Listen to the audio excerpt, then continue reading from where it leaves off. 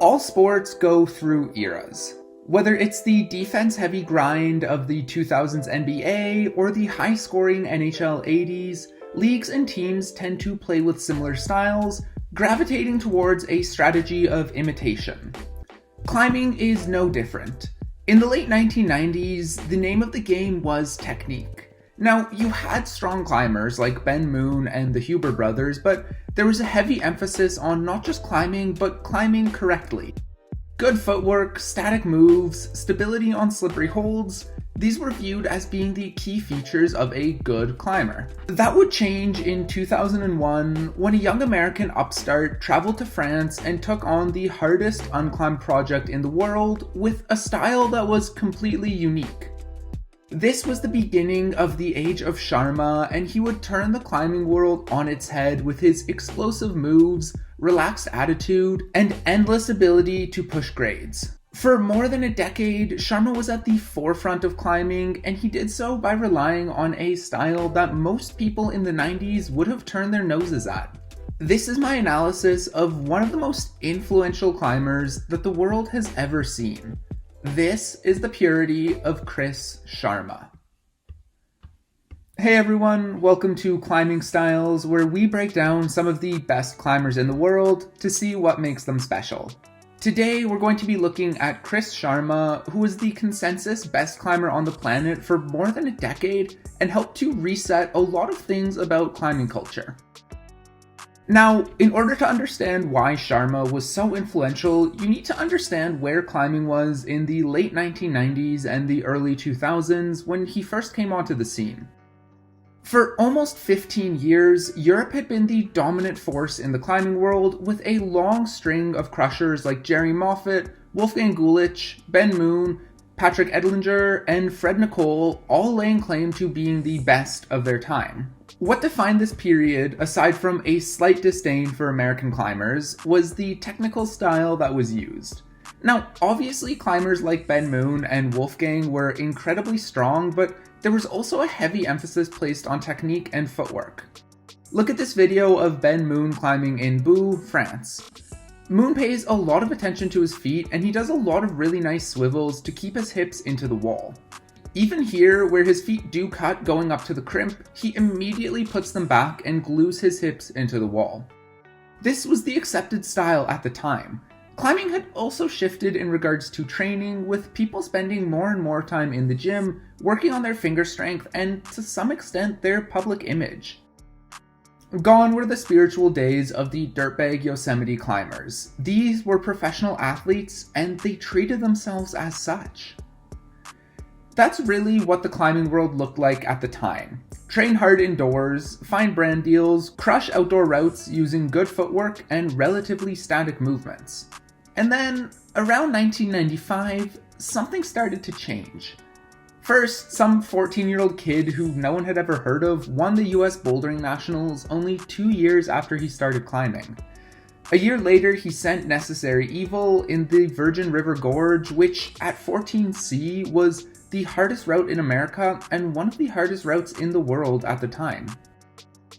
This was Chris Sharma, and he immediately captured the attention of the climbing scene.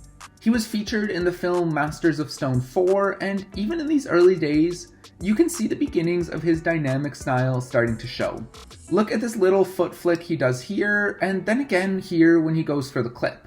Now, I want to stop early and get it right out of the way that I don't think Chris Sharma has bad technique. Look at this clip here where he swings his feet left, flags out with the right foot, drops into the undercling, and then reverses his body to go up. He has a really good ability to climb intelligently, making small adjustments to make the sequences as easy as possible. However, he also has the ability to not do that. As good as his technique is, there's something more important to Sharma, and that was what you could probably describe as flow. He would hit this certain rhythm on a route, a mix of mental and physical state that allowed him to climb at his best, and staying in this flow was worth sacrificing the best foothold or the exact right beta read. It was this flow that drew Sharma to Seiyus in 1996, where one of the world's renowned unclimbed projects lay. Biography, a 35-meter pump fest that ascended this blue streak in the middle of the wall. Sharma described the route as free-flowing and continuous, and right at the end of what might be possible. Now, it's also important to mention here that the 90s were a weird time for grading.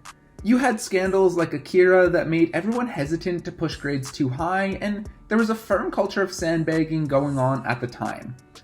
Additionally, the upper echelon of grades were being pushed so quickly that no one really knew what constituted an 8B+, or an 8C, or even a 9A. One thing was for sure though, 515A was on the horizon, and whoever sent it would firmly entrench their name in climbing history. Biography seemed like as good of a candidate as any. Biography was the perfect route for Sharma to express his unique style. Like I said, he has good technique and solid footwork, but he also wasn't afraid to mix it with dynamic movements and cutting feet when necessary. Watching him climb, you can really see the mixture of dynamism and technicality. He does a lot of foot swaps and careful placements, but look at the way he goes for moves. Even when he's moving statically, there's a lot of pulling up and dropping in. It's almost like he's dead pointing to every hold. Another interesting thing is how Sharma uses his legs. Most climbers want to keep their hips as close to possible as the wall. This is something I talked about in my Adam Ondra breakdown. With Sharma though, this isn't the case. He prefers to keep his hips out, creating space for himself to bring both feet up. Doing this allows him to make a lot of tall, reachy moves that show his power even when he's not cutting feet. Even here on this hand-foot match, look at how far his hips are from the wall. Another example is right here. Most climbers, after getting that right foot, would probably drop onto it, flagging their left out, but Sharma brings the left up and stands up in this squatting position. I think this is really the essence of Sharma's climbing. He's not always dynoing, but he is almost always climbing in a series of bursts, firing up to holds and then dropping back onto them, generating power from his legs and just keeping in the flow of the route. Again, this was pretty at odds with the main style at the time, but it worked for Sharma. In 2001, he would send Biography, becoming the first person to climb a consensus 515A.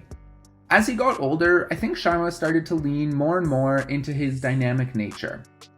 Here's him on Dreamcatcher in 2005, getting the left heel hook to match his hands, and then monkey barring through this sequence. Like, he definitely could have gotten the left foot up before he brought his left hand over, but this ties back to what I was talking about when I mentioned flow. Sharma has the grip strength to not need to do that, and sometimes he just prefers to power his way through moves. This is my favorite thing about Sharma. In climbing, we often talk about good and bad technique as if it's some factual statement. That was certainly the line of thought back in the late 90s when Sharma started to come onto the scene. He completely broke that mold by becoming the best climber on the planet and one of the best sport climbers ever, using what most people would consider to be bad technique. His raw power, ability to generate through his legs, and insane finger strength allowed him to skip holds and pay less attention to his feet, and it worked for him. That's the reason why I give Sharma the title of the Stonemonkey. For those of you who don't know, the Stonemonkeys were a group of climbers from Yosemite in the late 90s and onwards who took pride in reviving what they saw to be the old school spirit of those who preceded them, the Stone Masters. The Stonemonkeys were somewhat of a reaction to the sport-driven, sponsorship-focused craze of the 90s, with a more spiritual and dangerous approach to climbing. Sharma was a big part of that generation, even if he didn't spend too much time in the valley. At a period where most people were locking themselves in gyms, focusing on their footwork, and trying to make climbing work as a job, Sharma was completely different. The son of a pair of shamans who climbed for the love of the sport, who became the best in the world based almost purely on his strength and dynamism. I'm going to finish up with one of my favorite Sharma sequences ever on the still unclimbed Rastaman vibrations. After getting on the flake, you do this massive reach out with the right hand, lock in the toe hook, and then you just huck yourself to this hold. Seb Bouin visited the route a couple of years ago and found a static workaround sequence with a sloper and a mono, but that wasn't the way that Sharma wanted to climb it. He wanted to stay in his flow, to find what he thought were the most beautiful moves through the sequence, and that is the purity of Chris Sharma.